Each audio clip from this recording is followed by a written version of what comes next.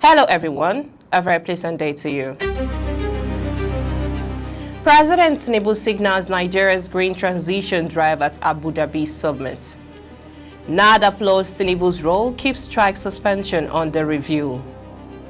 Governor Okpebholo orders release of remanded AAU students. A very good day to you and welcome to First Next News Port Harcourt. I am Becky Usoro. Now the news in full.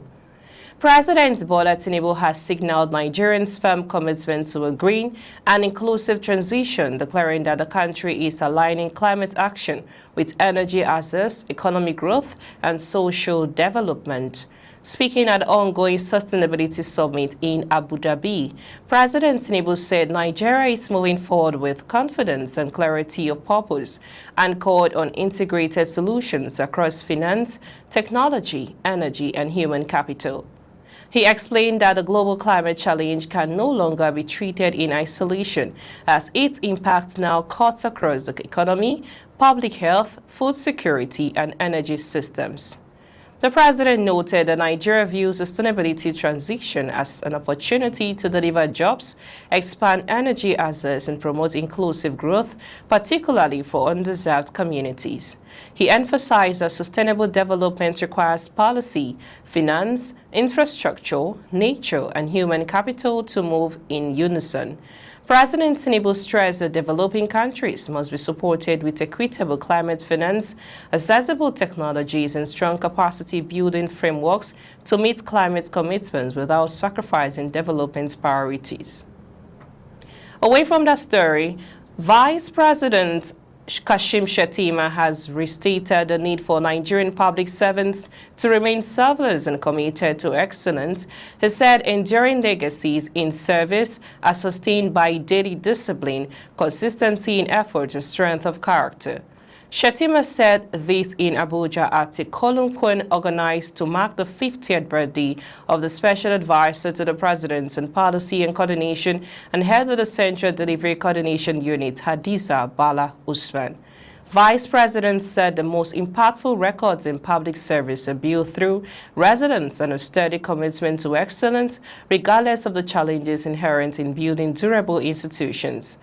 Eulogizing the celebrant, Vice President Shettima described her as a mirror for Northern Nigerian girl and other parts of the country, noting that Bala Usman's public service legacy was neither built on spectacle nor sustained by applause. Away from that story, the Nigerian Association of Resident Doctors, NAD, has hailed President Bola Ahmed Tinubu for his intervention in resolving the ongoing standoff with the federal government over members' welfare and the state of health sector infrastructure. While the union expressed appreciation for the federal government's commitment, as conveyed by President Bola Tinubu through Vice President Kashim Shettima, he stated that the agreement, which led to the suspension of its Total Strike 2.0 remains subject to review within 2 weeks.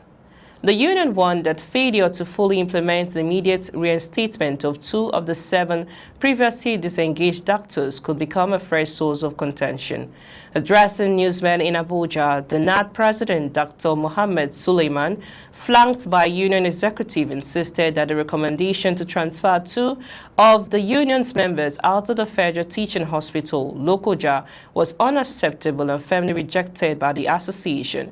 He explained that although discussions are ongoing, the association has made it unequivocally clear that the redeployment of the affected doctors is unacceptable, warning that such a move could set a dangerous precedent for collective labor action nationwide. Moving on, the Independent National Electoral Commission (INEC) has said it is making early strategic preparations towards the year's off-cycle election and next year's general election. The Commission reaffirmed its commitment to strengthening public confidence in the nation's electoral process. INEC Chairman Professor Joash Amopiton, who announced this in Lagos at the leadership workshop organized by the International Foundation for Electoral Systems (IFES) for the leadership of the electoral umpire Aya described the workshop as timely, adding that the Commission was navigating a critical period of leadership transition marked by changes at the top and the retirement of several directors and senior management workers after years of distinguished service to the nation. The INEC chairman said institutional continuity must be anchored in clarity of purpose, integrity of leadership, and unity of vision, rather than the mere preservation of structures. We now move on to Edo State. Governor Monday Okpebholo of Edo State has ordered the release of what he called authentic students of Ambrose Ali University, AAU, Ekpoma, who were remanded at Ubiaja prison on the order of a state high court sitting in Benin City following the arraignment by the police. The students allegedly took part in the Ekpoma anti-kidnapping protest that turned violent in Eastern West local government area of the state.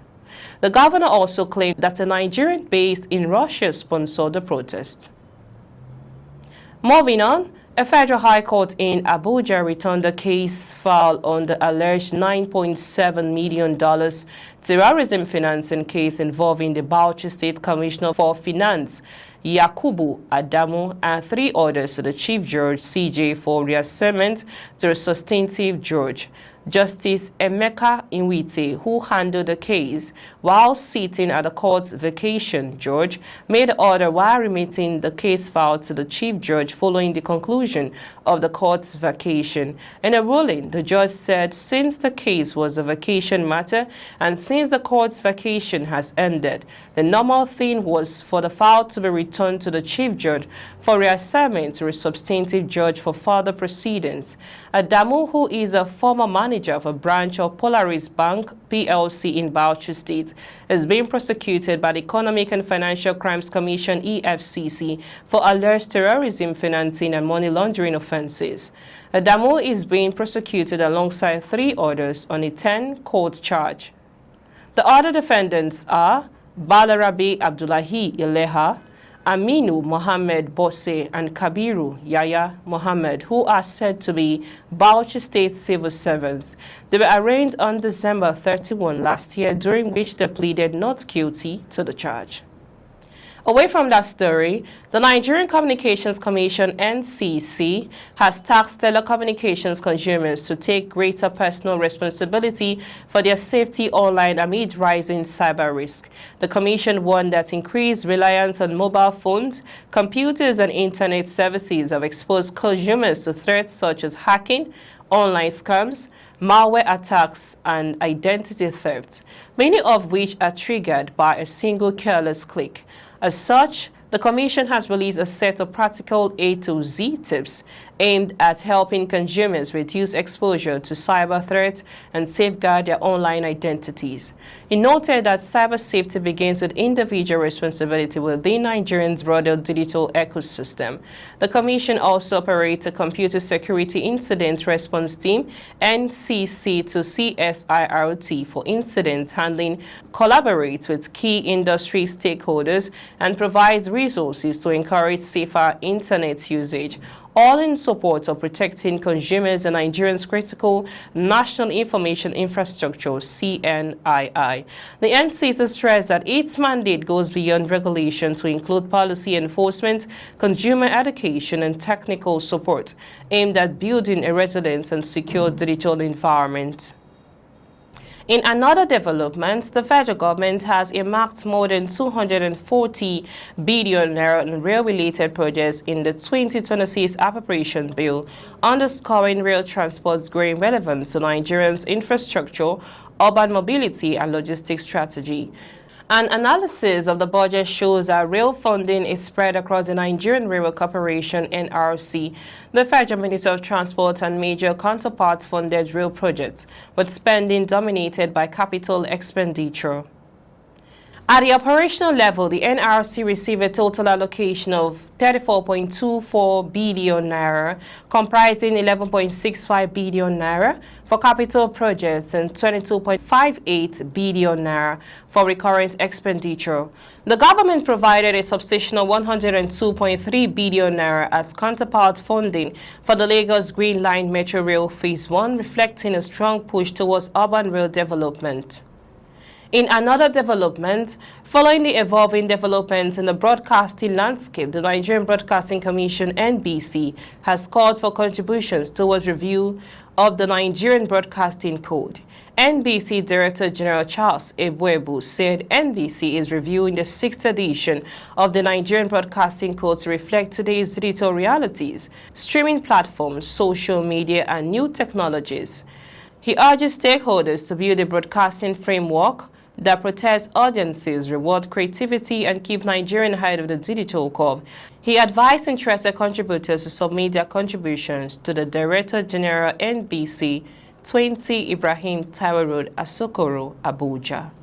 That's all on the news this hour. I am Becky Usoro from and the entire team in Port Harcourt, Nigeria. Many thanks for watching. Bye for now.